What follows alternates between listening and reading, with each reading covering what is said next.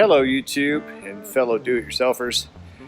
Today I have a 2000 Toyota Camry with a 3-liter V6. It's an XLE.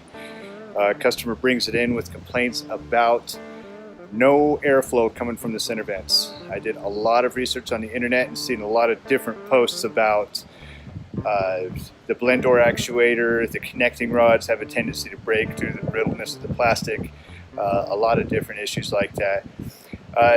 Basically, what I did is I tore the whole thing apart. But if you take this knee bolster out, the metal part of the knee bolster as well, and then what you can do, some light down in here. So when you take all this stuff off, you'll be able to see the outlet servo motor, which is right. Let me see if I can find it right there. All right, and then the linkage goes up there. When you actuate it into different positions, you should be able to see everything move. That big wheel, big white wheel in the middle move. You should be able to see the linkage up on top move, which controls your vents. And then the linkage down here on the bottom controls the floor. And there's one more actuator, I think, is actually for the floor vents right here. So look very closely. Go through the different modes on your HVAC module and make sure that everything moves correctly. If everything moves correctly, then there's a good chance that it's actually going to be your vents themselves. If you look back in there on the right side, you see that hole? Normally there's a screen in there, and I guess it acts as some sort of filter, but the problem is without tearing this whole dash apart, it's not serviceable, which is really unfortunate.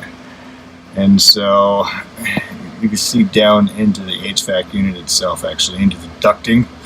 All right, normally you wouldn't be able to see that far in there because there's this metal screen.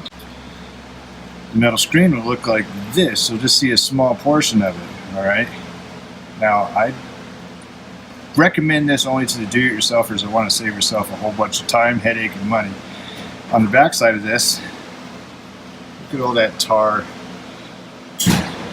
and dirt, mostly tar. This is definitely a smoker's car. So if it's a smoker's car or a vapor's car or something like that, you poke a hole in the vent, see if you start to get a little bit more airflow. And if you start to get a little bit more airflow, just rip that sucker out of there. When you turn it on to test, make sure that you don't have your face in front of it, because there's a lot of crap that's going to be blowing out of there. And you don't want none of that, because that just sucks. You don't want it in your face. But yeah, definitely check for this screen. It's not supposed to move. I've seen some posts in there to where people were under the impression that this was actually the dampener, but the thing about it is that it doesn't move. It's just a screen in there.